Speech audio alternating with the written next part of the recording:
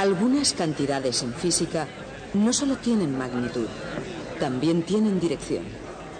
Dichas cantidades son representadas por vectores. Hay cosas que son estrictamente cuestión de puntos de vista. Por ejemplo, Copérnico decía que todos han mirado siempre el universo desde el punto de vista de la Tierra. ¿Qué ocurriría si mirásemos desde el punto de vista del Sol? Y ya saben ustedes cuál fue el resultado. Se desmoronaron los cielos. Por eso, el punto de vista de ustedes no deben tomarlo a la ligera. Una vez que se ha elegido un punto de vista, se necesita tener unos medios de describir exactamente dónde está algo y qué camino sigue. ¿Cómo hacerlo? Los jugadores de ajedrez, por ejemplo, tienen un sistema para decir dónde está cualquier pieza sobre el tablero y cómo se mueve. Los niños jugando al juego de los barcos encuentran también la forma de explicar exactamente dónde está algo. También nosotros, los científicos, al igual que los niños o los ajedrecistas, también tenemos que tener algunos medios para describir exactamente dónde está algo. Al norte del Océano Pacífico, cuando hay un acorazado en juego, no está seguramente implicado en un juego de niños. Este es el centro de guardacostas Alameda, en la bahía de San Francisco. Y aquí los métodos para localizar un barco, para enviar uno en el instante mismo que llegue la información, son estrictamente profesionales. Tanto en horas de vigilancia sin incidentes como en momentos de crisis en alta mar, el guardacostas de los Estados Unidos siempre cumple con su deber con una enorme variedad de formas y de medios. Cartas de navegación muy detalladas y precisas, una gran familiaridad con la bahía y las aguas de los alrededores, una electrónica muy sofisticada, dispositivos de rastreo de alta precisión, personal sin igual en las costas norteamericanas. Con estos recursos cuentan los guardacostas de los Estados Unidos. Y fuera de la vista, pero nunca olvidados, están en su poderosa ecuación de talento, entretenimiento y tecnología las herramientas de la matemática vectorial. Una magnitud que tiene módulo y dirección es un vector y se representa por una flecha. La dirección de la flecha es la dirección de la magnitud y su longitud indica su módulo. Desplazamiento, velocidad, aceleración son todos vectores. En las ecuaciones, los vectores se escriben en negrita. Las magnitudes corrientes, como tiempo y masa, son escalares. En las ecuaciones, los escalares se escriben en bastardilla. El módulo de un vector también es un escalar. Se representa por la misma letra, pero en bastardilla. Con vectores, incluso las operaciones matemáticas más familiares adquieren un nuevo significado. Por ejemplo, si dos vectores se suman juntos, la suma no es simplemente un número, es un nuevo vector. Los vectores también se pueden restar uno de otro y el resultado es otro nuevo vector. Por supuesto, si el guardacostas utiliza los métodos científicos, clásicos o no, sus herramientas están al minuto y listas para ser utilizadas. Un oficial recibe una señal de peligro y al margen de lo que el futuro le pueda deparar al atender la llamada, él está preparado, tiene que estar. En el desempeño normal de su labor, el guardacostas salva todo tipo de animales marinos y de hecho salva incluso a los que sería mejor estuviesen en tierra firme.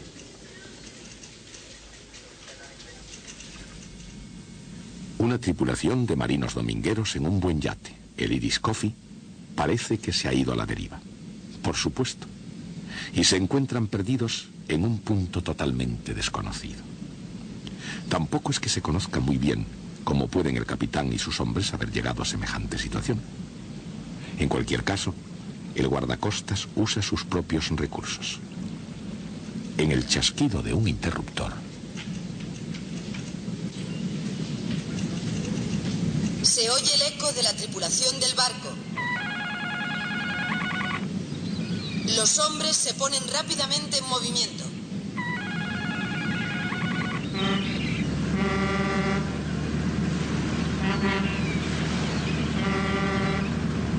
pero espera un segundo.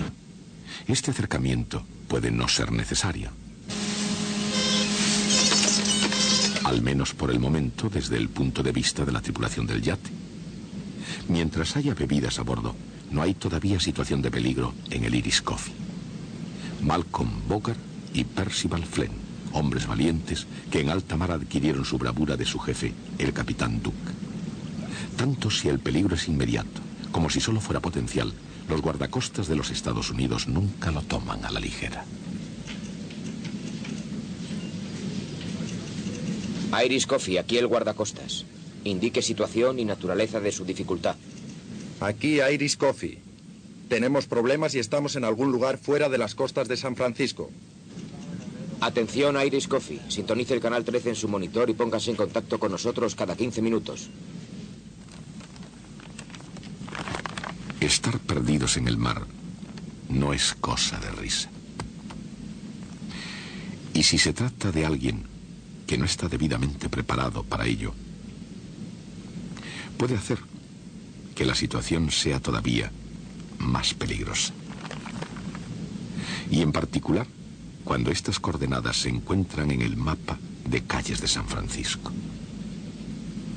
Sin embargo, hay algo que se debe aprender aquí. Estas líneas forman una cuadrícula rectangular, al menos en cuanto lo permite la forma esférica de la Tierra. Cualquier punto de este mapa se puede localizar determinando sus posiciones horizontal y vertical. Por ejemplo, imagine un lugar en el mapa marcado con el punto rojo. Supongamos que el punto rojo tiene su coordenada horizontal x menos 150 kilómetros y su coordenada vertical y menos 124 kilómetros. Cualesquiera que sean las distancias en tierra, mar o en aire, un sistema de coordenadas es de vital importancia para todo plano. Los planos de las calles en las grandes ciudades llevan cuadrículas. Y como el de Nueva York, cada plano tiene su sistema de coordenadas. Pero incluso con lugares famosos, tales como el Central Park, o Boston Common, o la Casa Blanca, en la avenida de Pensilvania. Los planos pueden desorientar a quien no esté familiarizado con cuadrículas rectangulares.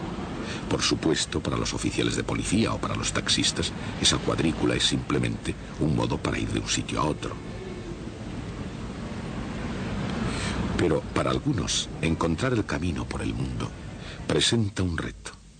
Un reto como el que tuvieron estos hombres que realmente comprendieron el significado de la palabra coordenada. En la historia de las matemáticas, René Descartes y Pierre de Fermat escribieron el capítulo de introducción a los sistemas de coordenadas. En el siglo XVII, estos eruditos franceses tramaron ingeniosamente un esquema para conectar la geometría con el álgebra.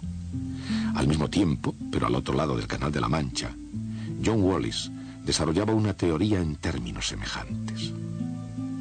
Aunque Carl Friedrich Gauss fue el primero en introducir la idea de número complejo, y más tarde inventó el nombre.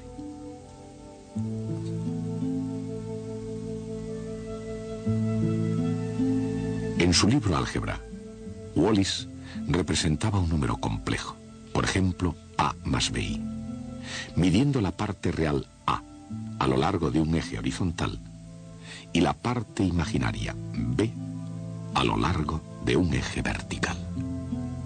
Aún hoy los números de un plano cuadriculado pueden parecer complejos. Si los caminos en las grandes ciudades pueden parecer confusos, piensen ahora en el apuro de los extraños en el mar.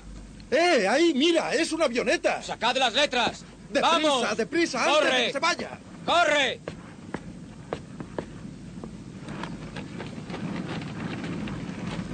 ¡Eh! ¡Eh! ¡Eh! Perderse sin un buen mapa le ocurre a cualquiera, pero que le encuentren a uno que no tiene mapa da un poco más de trabajo. Para aproximarse a una nave a la deriva, el guardacostas tiene a mano diversos métodos de hacerlo. Uno de ellos se llama triangulación. Se establecen dos ángulos diferentes de recepción de radio usando antenas direccionales y se trazan unas líneas rectas hasta su intersección. Si ahora el guardacostas fuera a triangular Y si el mar fuera tan previsible como son las matemáticas, el Iris Coffee debería estar más o menos aquí.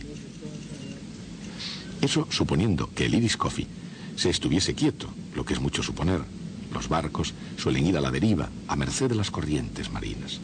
No basta conocer su posición en un tiempo fijo. El guardacostas necesita saber también el rumbo y la velocidad con que el Iris Coffee va a la deriva. ¿Hacia dónde va? ¿A qué velocidad? Bien, obviamente el capitán tiene una nueva forma de enfocar el problema. No va a encontrar tales respuestas en las páginas de Moby Dick. Lanzar señales de humo no parece que conduzca a parte alguna. Otra señal de socorro probablemente no va a perjudicar más. Aquí Iris Coffee, fuera de la costa de San Francisco. Por favor, contesten. Estamos fuera Si de la Bogart costa de diera al San guardacostas una segunda posición, el cuadro podría parecer algo así. Aquí Iris Coffee, por favor. Ambas posiciones se unen por una flecha, desde la posición 1 hasta la posición 2. La dirección de la flecha muestra cuál es la ruta por la que el barco va a la deriva. Su longitud muestra la distancia. Esta flecha se llama vector desplazamiento. Con más información, el guardacostas podría estimar el rumbo del barco a la deriva, uniendo los vectores desplazamiento, el origen de uno al extremo del otro, lo cual es justamente la suma de vectores. Ellos podrían estimar también la velocidad con que va la deriva, dividiendo los vectores por el tiempo entre las señales recibidas.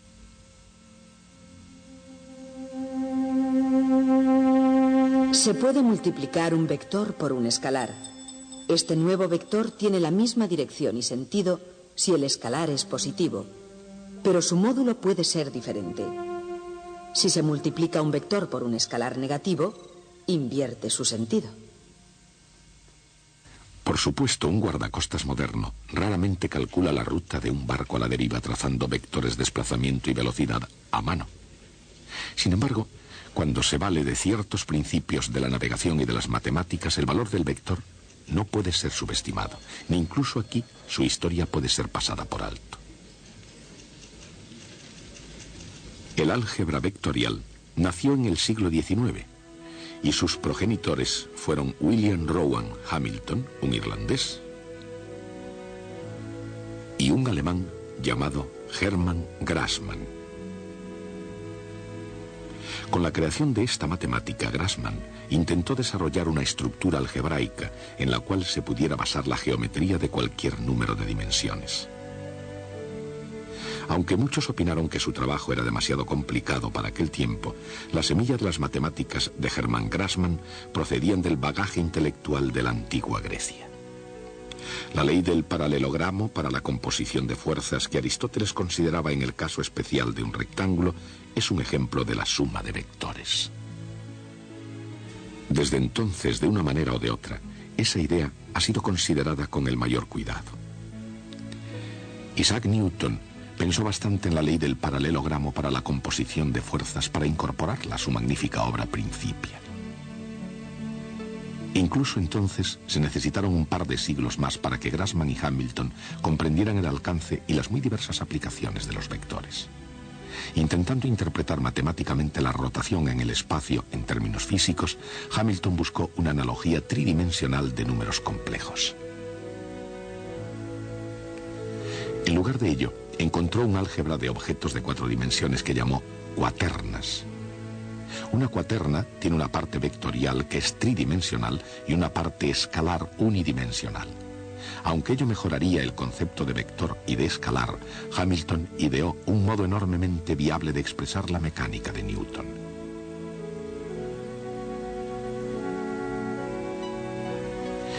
James Clerk Maxwell, un pionero en electricidad y magnetismo, vio el brillo teórico de las ideas de Hamilton.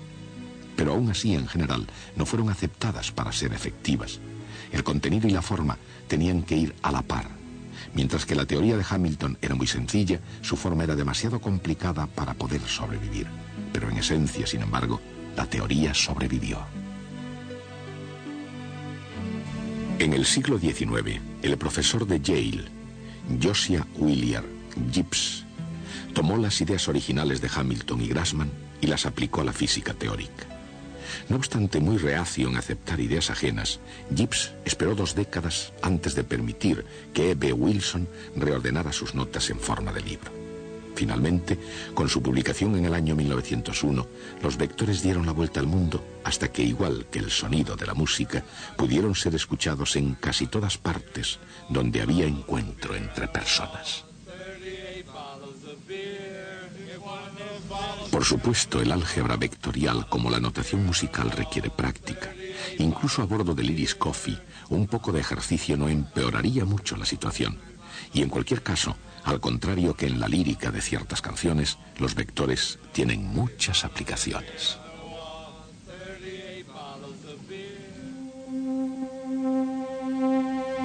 Un vector se puede multiplicar por otro vector.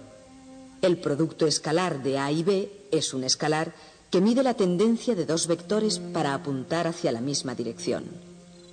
A escalar B es igual al módulo de A por el módulo de B por el coseno del ángulo que forman.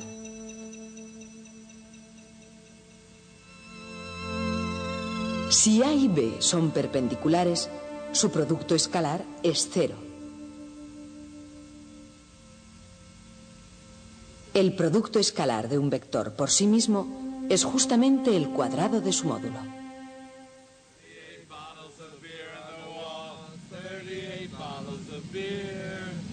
Siempre en movimiento.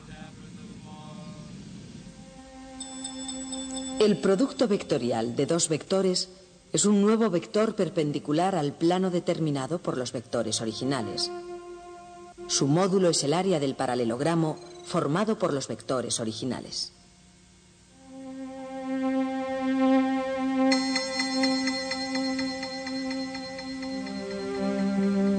Su dirección se determina por la regla de la mano derecha.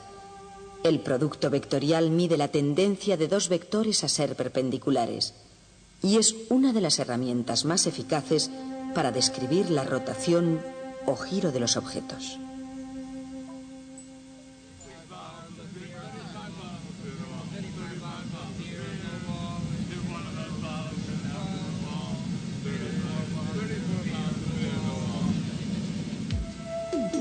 El álgebra vectorial utiliza 2 vectores unitarios I y J perpendiculares entre sí. Un pequeño sombrero sobre el vector significa que tiene módulo 1. El vector desde el origen hasta el punto con coordenadas X, Y es la suma de 2 vectores perpendiculares, un vector horizontal, XY, y un vector vertical, YJ.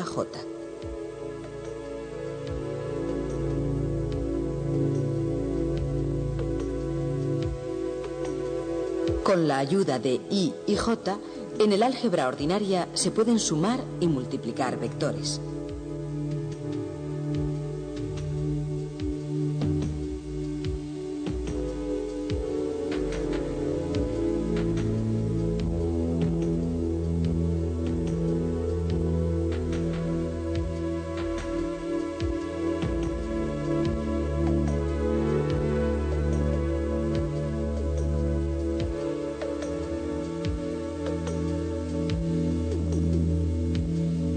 En un espacio tridimensional se usa un tercer vector, K. K es perpendicular al plano determinado por I y J. El vector tridimensional se escribe X por Y más Y por J más Z por K.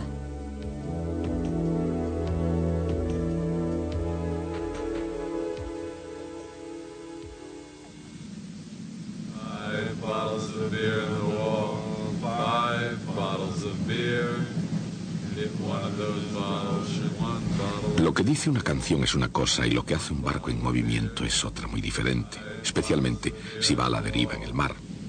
Recordemos, antes de la primera señal de peligro, el viento era suave, el mar estaba en calma, el día era perfecto para una diversión buena e inocente. Pero las condiciones cambian y el Irish Coffee ya no está donde debería estar ni es lo que solía ser.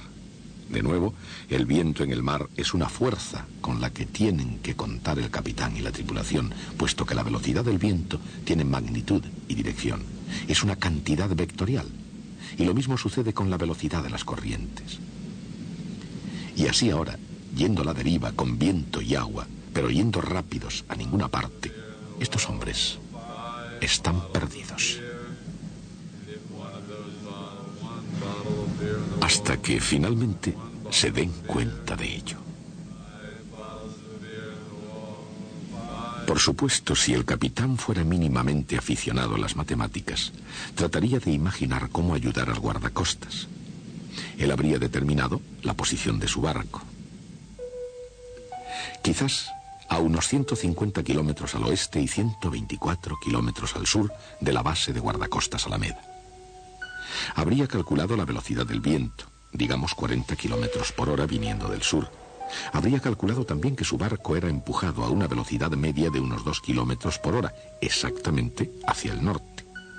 Sin embargo, cuando los hombres del Irish Coffee cayeron en la cuenta de que el capitán Duke podía ser muchas cosas, pero no matemático, no le censuraron. Si se tratara de vectores, coordenadas o cualquier otra cosa que se pueda usar para rescatarlos, el capitán no tiene lo que hace falta, a no ser que le eche una gran imaginación.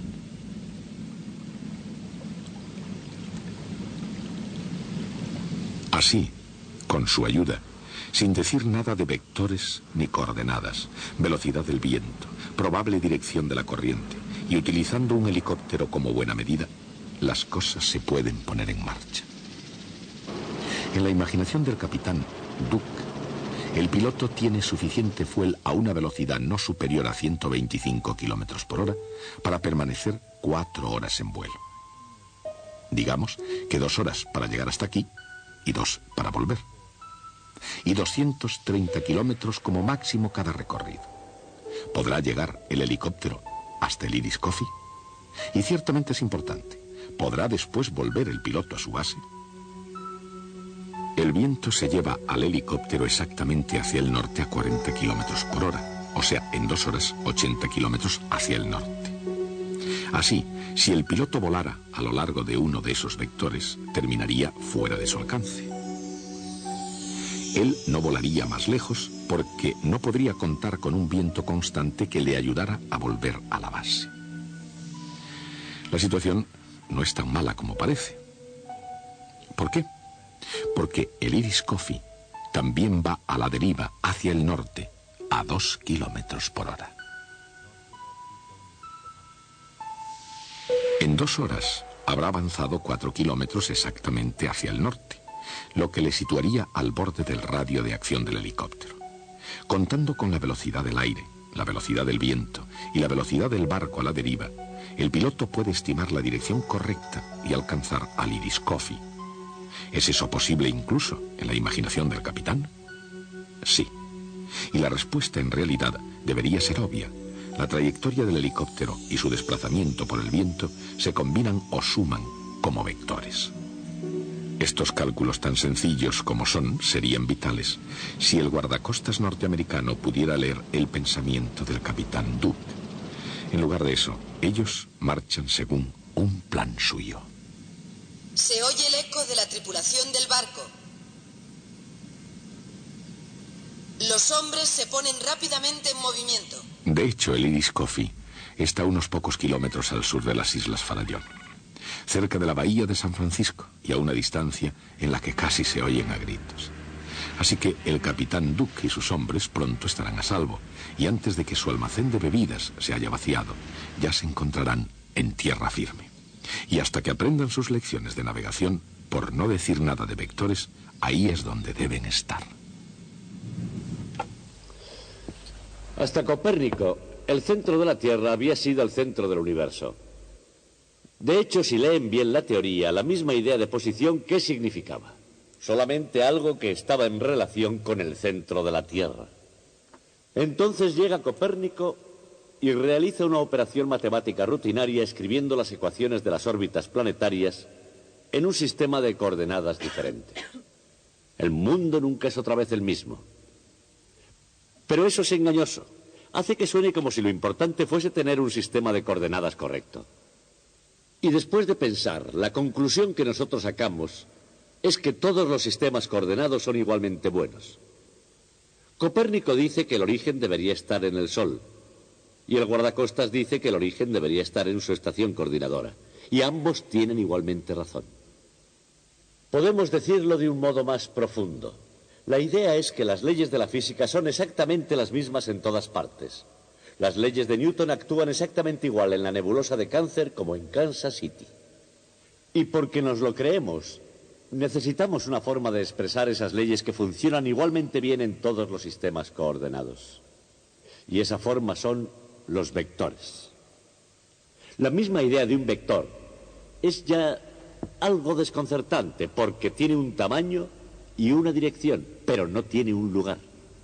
Y eso es lo que necesitamos para expresar leyes que son iguales en todos los lugares. De hecho, el próximo día estudiaremos una ecuación vectorial que yace en el corazón de la comprensión del mundo. Hasta entonces.